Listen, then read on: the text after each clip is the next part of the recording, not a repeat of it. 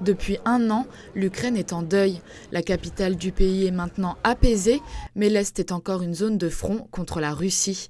À des milliers de kilomètres, les Ukrainiens expatriés en France sont spectateurs de cette guerre. Maintenant, tout le monde sont très fatigués. Et ici, en Ukraine, c'est pareil, parce que avant, je pense 6 mois avant, c'était différent parce que tout le monde avait l'envie de se battre. Malgré la fatigue, le pays a su rester soudé. Les citoyens ukrainiens sont descendus dans la rue. Désormais, c'est aux politiques de prendre le relais. On a un excellent gouvernement qui peut aujourd'hui faire face à une situation de crise que l'Ukraine n'a jamais traversée.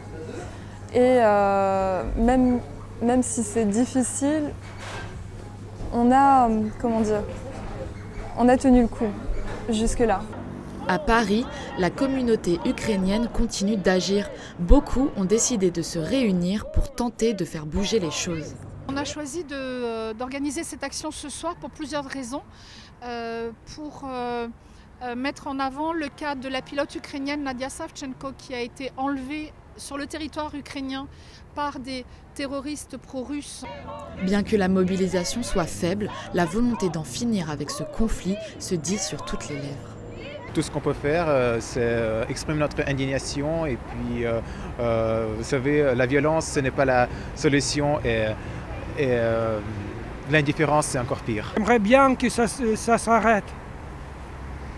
Mais à mon avis, ça ne s'arrête jamais. Il faut l'arrêter.